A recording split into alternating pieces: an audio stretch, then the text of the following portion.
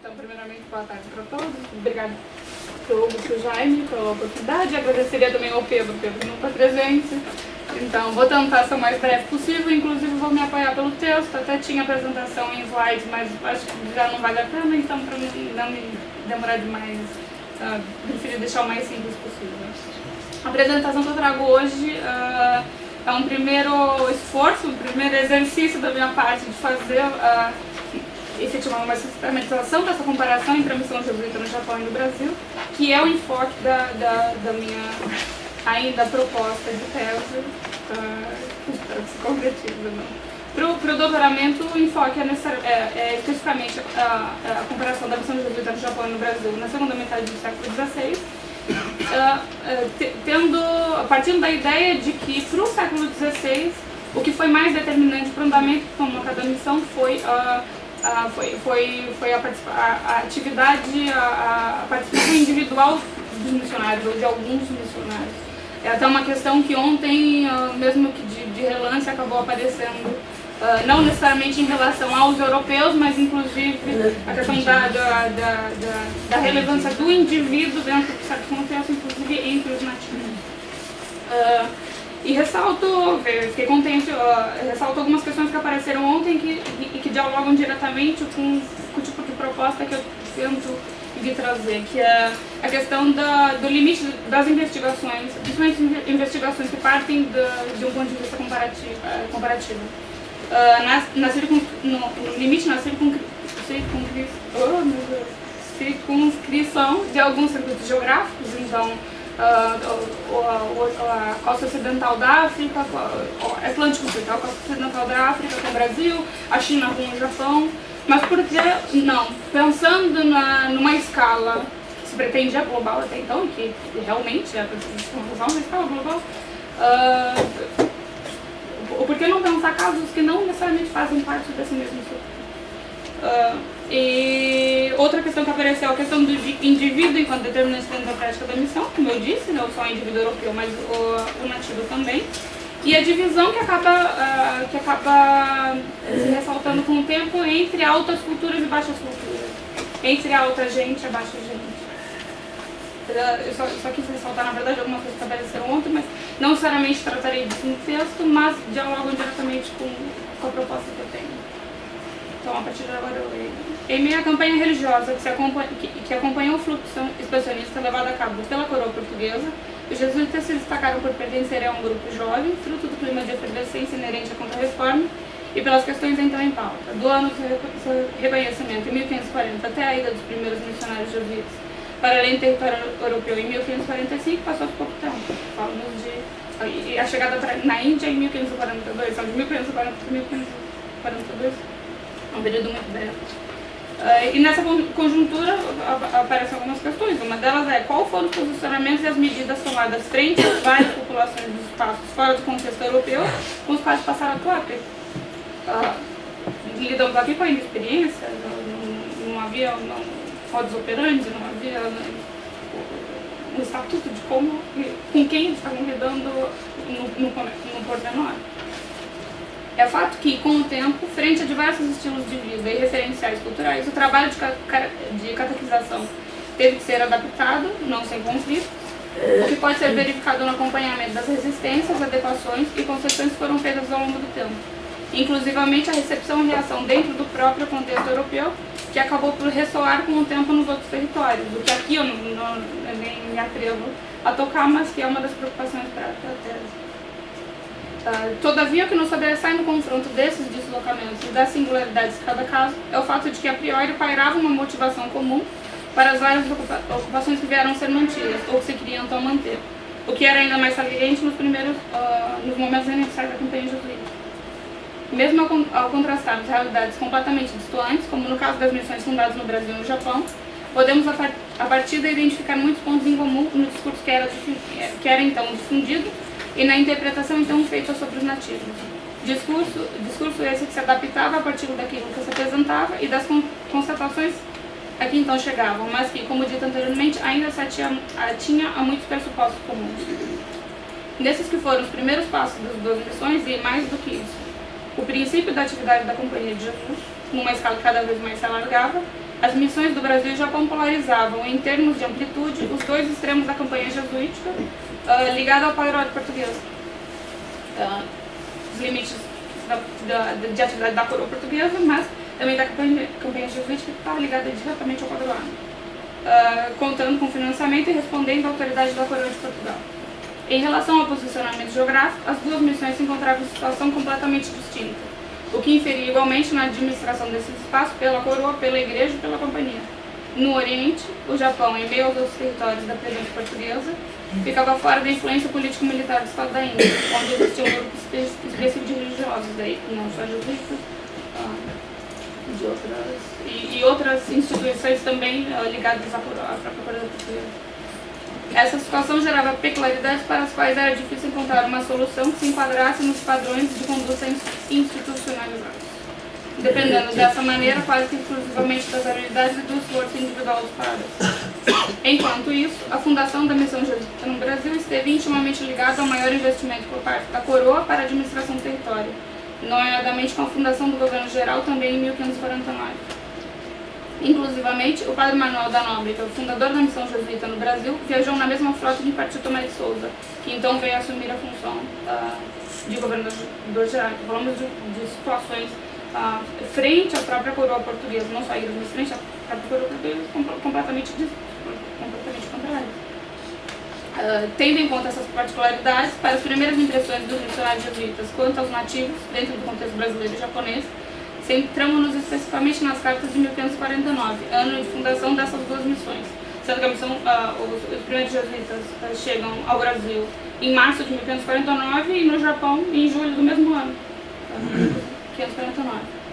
De autoria de Manuel da Nóbrega, no Brasil, e Francisco Xavier, no Japão.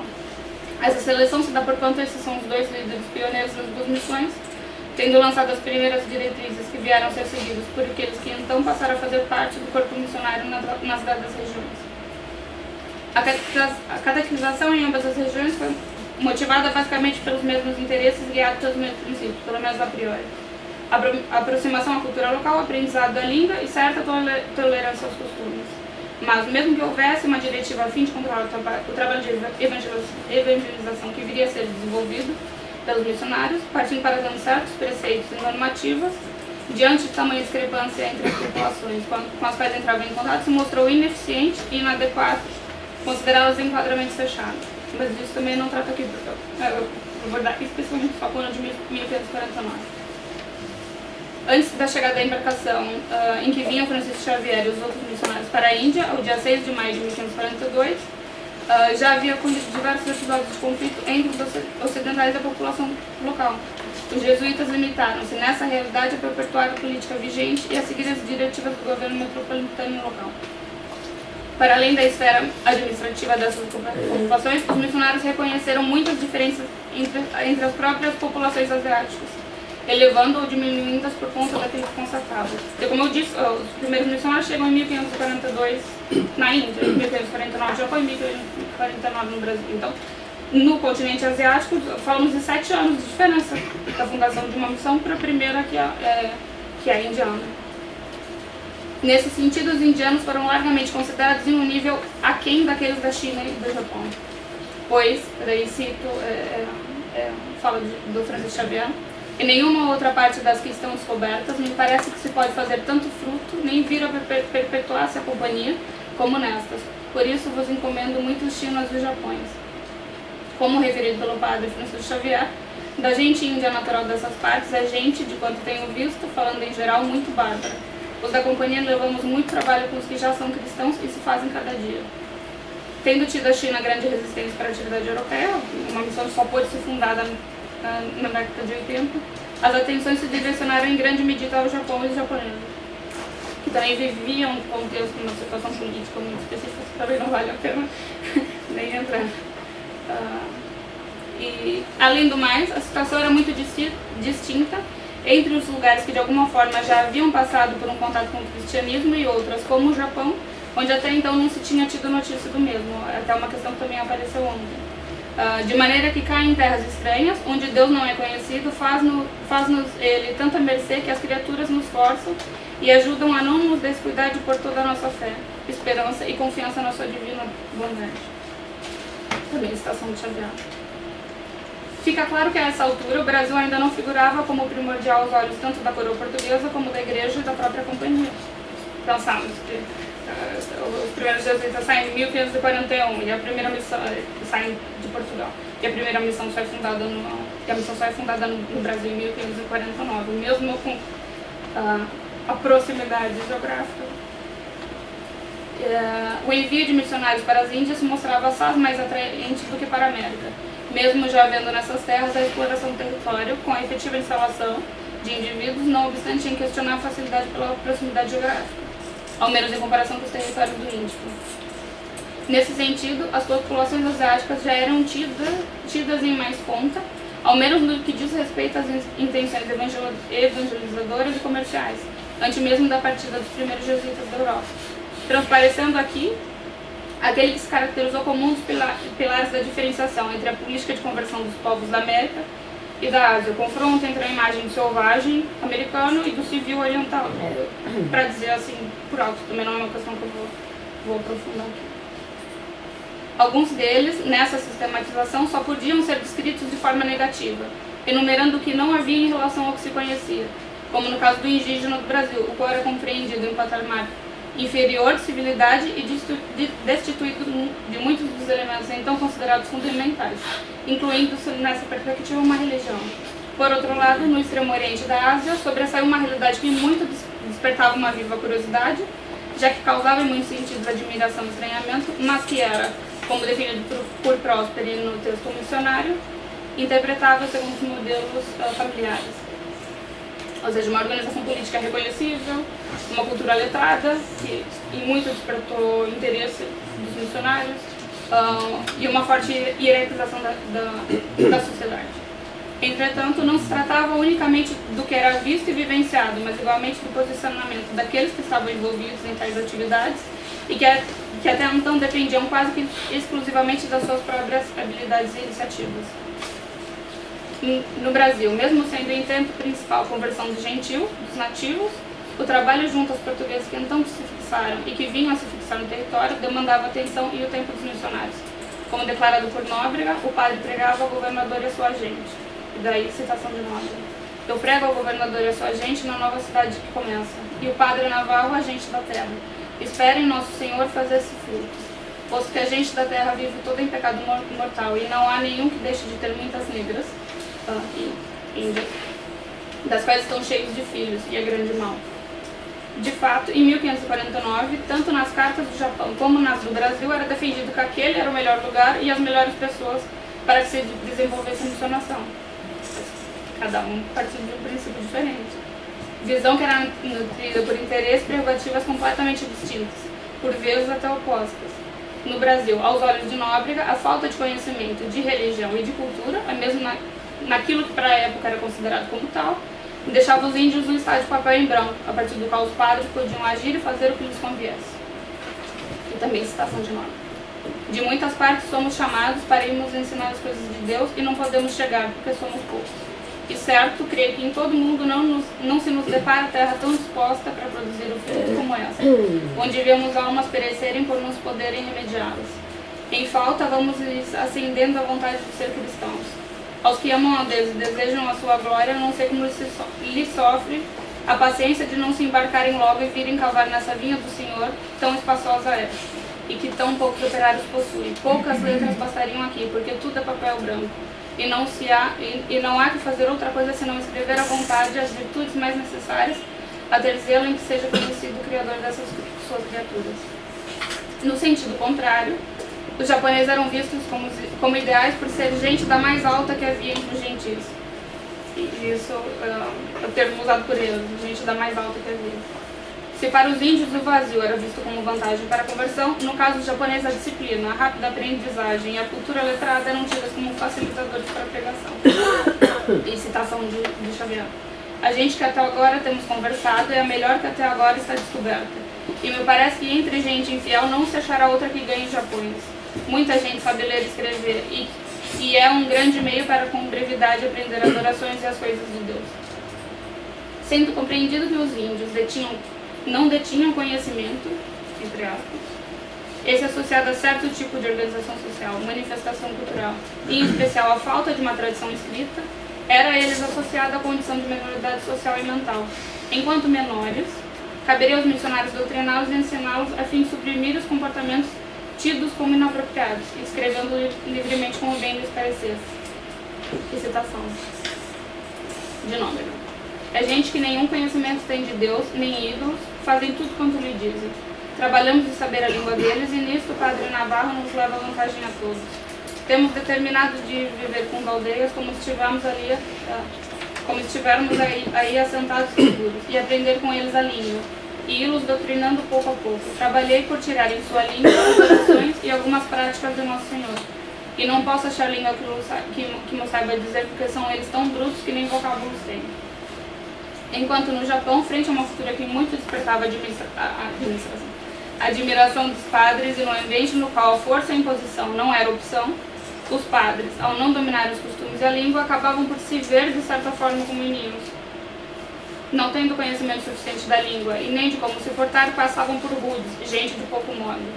Dessa maneira, se dispunham como crianças a aprender. Também é termo deles, do Xavier, mas não só do Xavier, é um termo que acaba aparecendo depois ao longo do tempo. E citação de Xavier. Agora somos entre eles como umas estátuas, porque falam e praticam de nós muitas coisas. E nós outros, por não entender a língua, nos calamos. E agora nos cumpre ser como meninos em aprender a língua. E provesse a Deus que em verdadeira simplicidade e pureza de ânimos os imitássemos, forçando-nos a tomar meios e dispormos-nos a ser como eles, assim acerca de aprender a língua, como acerca de mostrar a simplicidade dos meninos. No espaço no qual não eram eles a ditar as regras e onde não possuíam respaldo, seja da coroa, da igreja ou da companhia, os jesuítas se viram logo de início na necessidade de se aproximar e estreitar laços com as lideranças locais, que é uma das principais características também para esse contexto. Essa intenção veio, em larga medida, a direcionar o trabalho que viria a ser desenvolvido nos próximos anos. E citação de Xavier também. Eu fazei com que o governador mande, pelos padres, quando vierem, algumas peças e presentes para o rei do Japão com uma carta.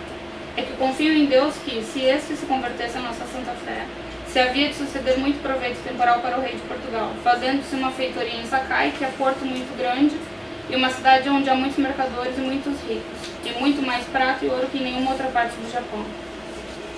Frente a uma sociedade rigidamente hierarquizada, não seria apenas o caso de aprender a língua, mas principalmente a maneira ideal de se portar e de se comunicar, ainda mais tendo esse relacionamento mais estreito, mais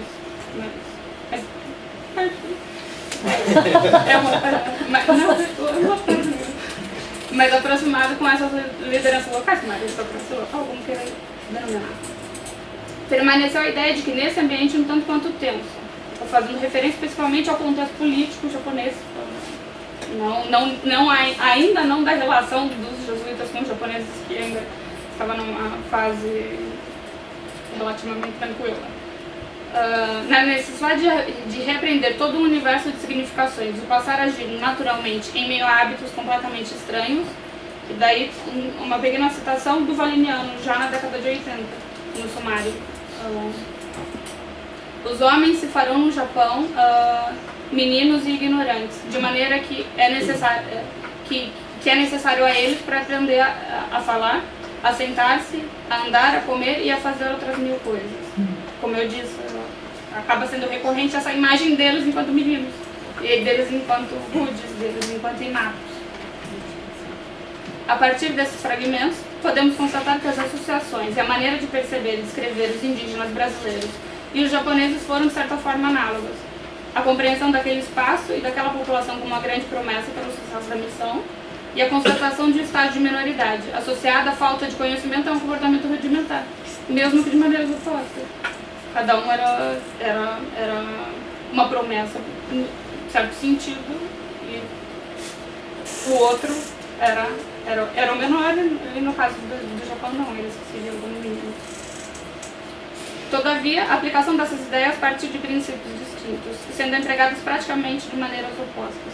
Se o Brasil era visto como de grande proveito para a conversão e para a instalação da missão justamente pela falta, pelo vazio, o Japão era percebido da mesma maneira, mas por toda uma cultura e organização social que foram compreendidos como em um grau de civilidade muito além daqueles outros povos com os quais até então haviam se deparado. Da mesma maneira, pelo reconhecimento dessa atitude de superioridade, os missionários se viam, frente ao desconhecimento de como se portar, agindo inapropriadamente, sem modos, sendo que em relação aos indígenas, no Brasil, a repreensão e superação de uma conduta selvagem passou a ser uma das principais questões ao longo da missão.